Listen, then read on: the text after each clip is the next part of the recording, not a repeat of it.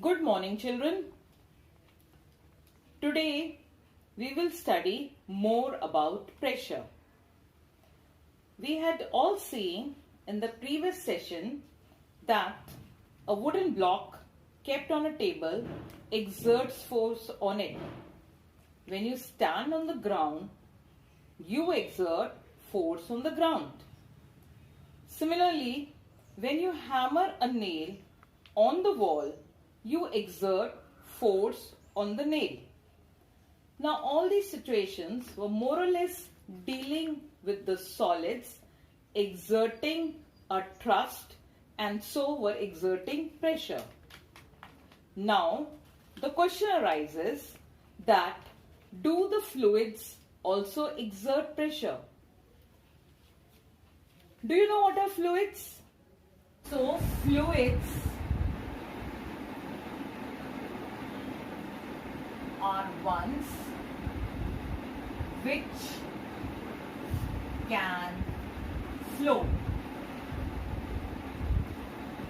Liquids and gases can flow, so are known as fluids.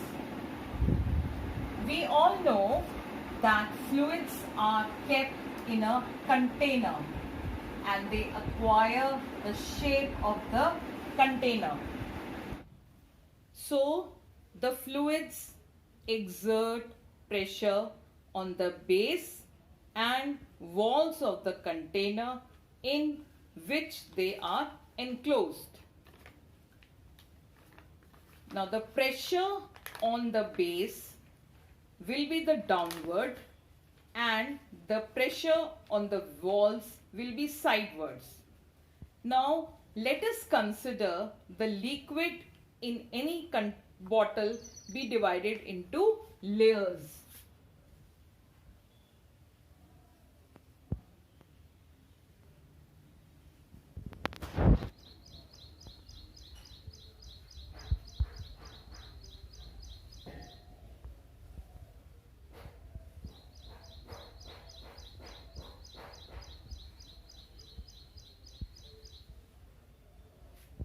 Now this is a bottle containing water and I have divided into 4 parts which are 1, 2, 3 and 4. Now what can you see? The second layer is holding the weight of the first layer. Similarly, the third layer is holding the weight of the first and the second layer. The fourth layer is holding the weight of the first, second and the third layer. And finally, the fourth is bottom. The bottom is holding the weight of the first, second and the fourth.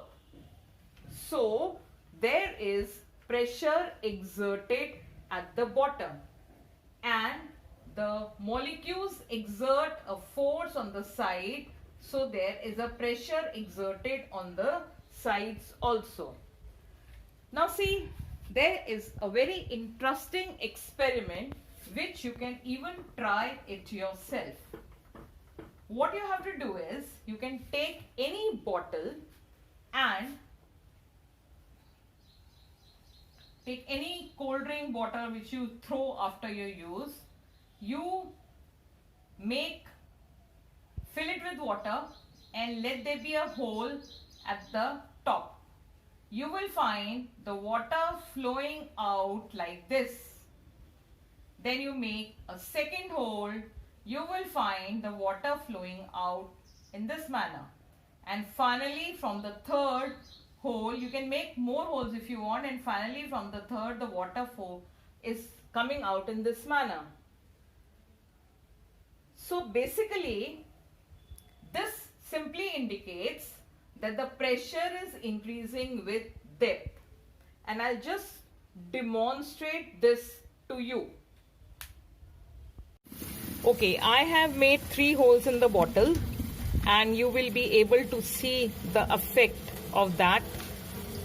Actually, the holes have been made previously, the water is coming out. So first the bottle has to be filled up.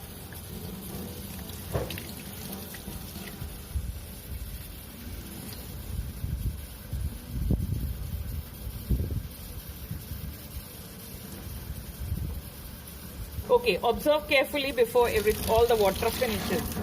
Can you see? The extent to which the water, see, this is coming this way, this is going that way. I hope you have observed, right? So this is indicating that the pressure increases with depth. Just see it once again. Okay, observe it carefully now.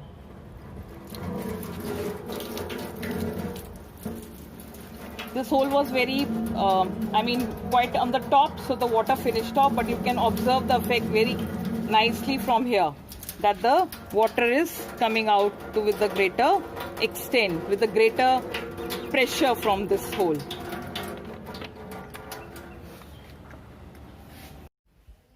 So you all have seen the demonstration of this activity, and you may try it on your own. But what does this prove? This proves that pressure at the bottom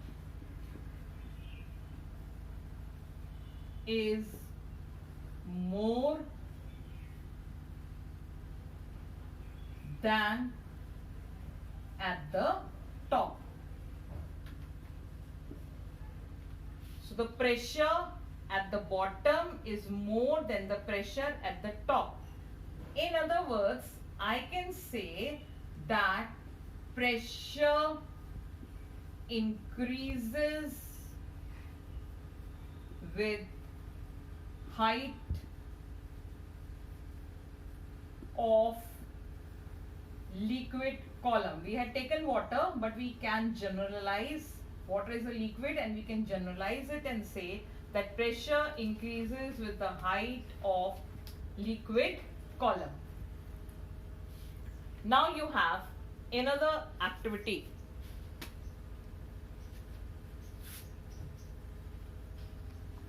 Now in this activity, what we are going to do is, we are going to make holes in the bottle at a same height from the top, but at the same level. Okay, so let's consider this particular height. I'll make one hole over here, one hole over here, one hole over here, and one hole at the back. Now what I have done, the holes are at the same level and they are at the same height from the top. Okay, so I have tried to say that there are 4 holes. You can even make more, and then the water will be there. What you will find, that the water will come out of the holes, from all the holes, with the same pressure. And I'm just going to demonstrate the same. Observe it carefully and try it on your own also. Now, see, in this bottle, I have made holes over here, and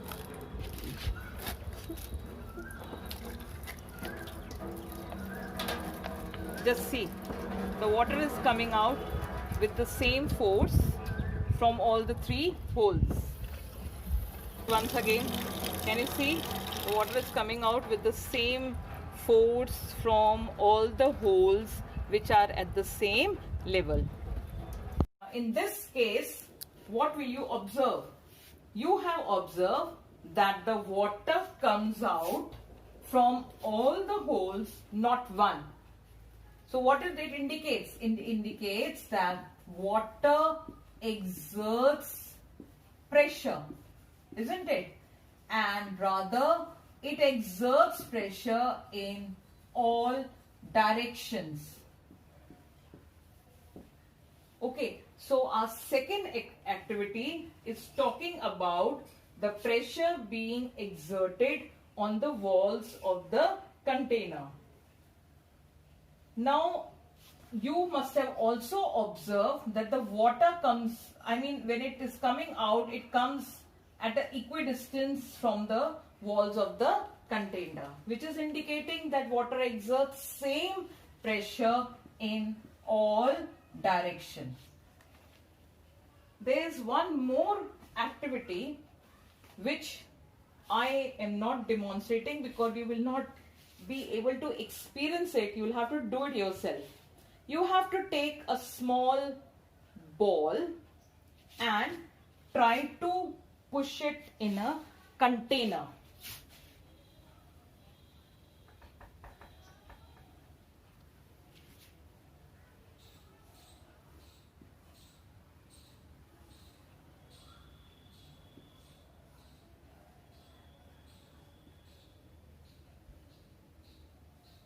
Now see, we take a ball which does not go inside the water on its own. So just try to push it and observe what you feel. You will feel that there is an upward force being exerted on the ball, which is opposing the force exerted by you to take the ball inside. So this activity gives us the fact that water is exerting force in upward direction.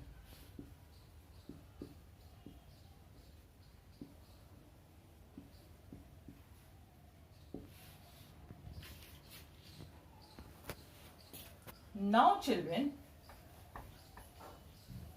what have we done? Now we know when we talked about this experiment, this indicates what? That the water, rather liquids, exert pressure on the sides. The pressure exerted on the sides is given a term as lateral pressure. Then, what is this experiment indicating? That the liquids exert more pressure at the bottom. That means pressure increases with height. And suppose if someone keeps a bucket of water on his head, then won't he feel the force on it? So I can say that liquids exert pressure in downward direction. And finally, when you had the situation of the ball, then what did you get? That liquids exert pressure in upward direction. So to sum up, what can we say? We can say that liquids exert pressure in all directions.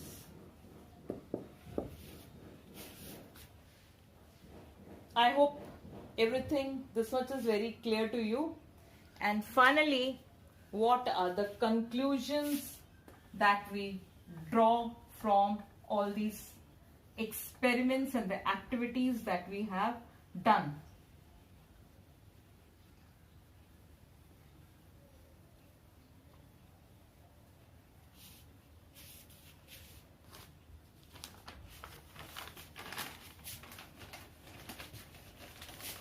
First,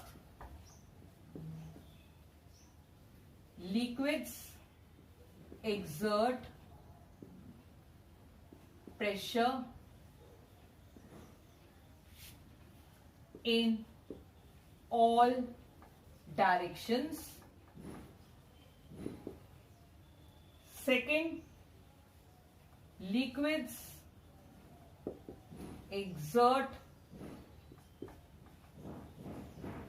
equal pressure at the same depth. Third, pressure exerted by liquid increases with increase in the height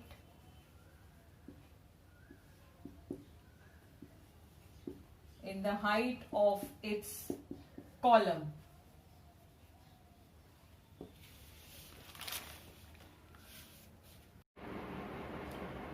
Well, children, apart from what I have told you, like the pressure increases with increase in depth, and that the pressure at a particular level is same, what we have is what you can study under the heading laws of liquid pressure. So first law, pressure increases with increase in depth from the free surface of the liquid. So I can say P is directly proportional to H, where H is the height of the water level or the water column from the free surface. Second, what we need to know is that pressure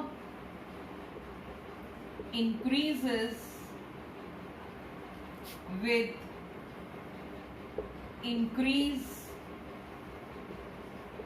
in density of liquid.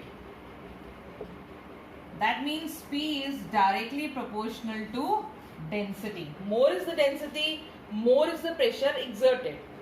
Now see, over here, like if I happen to take a long tube and at the bottom I put a elastic membrane and I pour, let's say, water into it, then can you tell me what will happen? Well, this will bulge out. Okay. Now, it bulges out because the liquid exerts pressure. Now, if I happen to take two tubes and in one, let's say I fill water and in the other I fill, let's say, mercury, then the bulging in this will be less, right? Let them be at the same level, and bulging over here will be more. Now why is this reason? Because density of mercury is more than density of water. So pressure exerted by mercury will be more than the pressure exerted by water. So we'll say P is directly proportional to density. More is the density, more is the pressure exerted. Thirdly, pressure increases with increase in G. Are you aware what is G? Well, G is what? Acceleration due to gravity. P is directly proportional to G. When we put them together, we get a relationship P is equal to H dG.